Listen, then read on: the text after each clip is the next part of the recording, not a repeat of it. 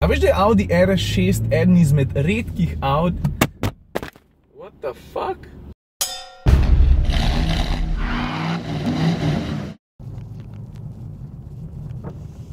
Pri meni se vse skupaj nadaljuje tako, v ustaljenem slogu, to se pravi najprej pičim v Ljubljano, imam malo logistike z avtomobili, tega BMW-ja vrnem, prevzamem en drug avto, nisem še čist prepričan kater, pol pa ne vem še kaj se bo kaj zgodilo, mogoče kaj zanimivega, mogoče pa ne. Drugače pa zdaj peljem po eni taki zelo zaviti asfaltni cesti.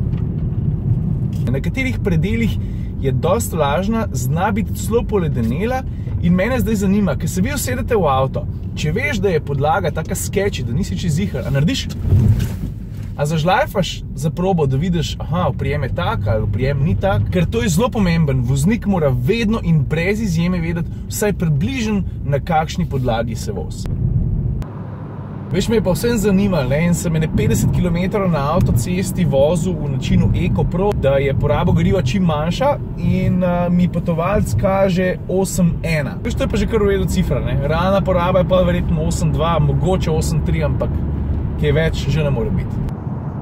Preden zapeljem v Ljubljano en hiter pit stop v Lukovci, da dam moji mami in ga ljubčka, pa ji rečem še v živo, srečen nov let.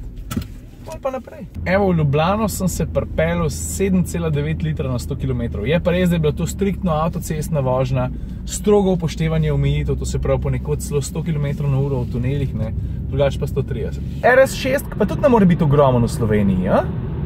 Lej, kake rore ima. A veš, da je Audi RS6 eden izmed redkih Audi... What the fuck? Štenderček, a s tem avto povedal?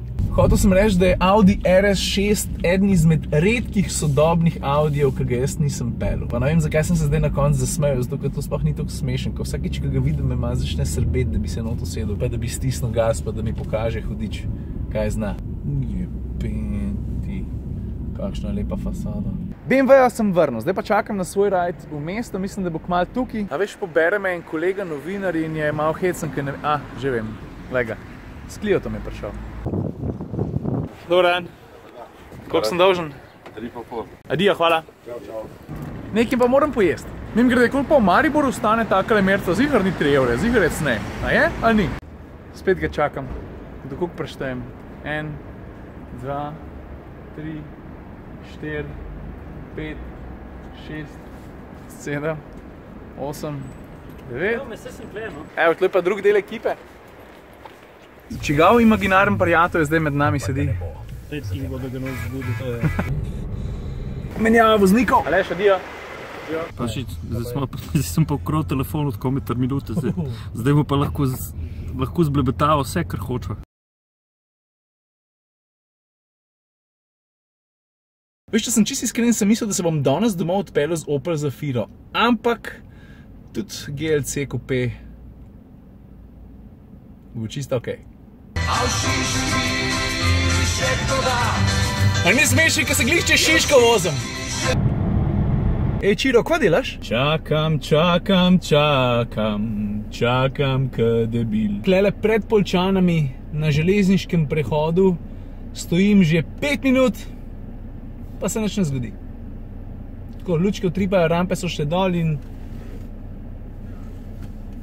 Kakšen vlak? Nobenega vlaka ni. Veš, takole zgleda. Za nami pa že kar konkretna gužva.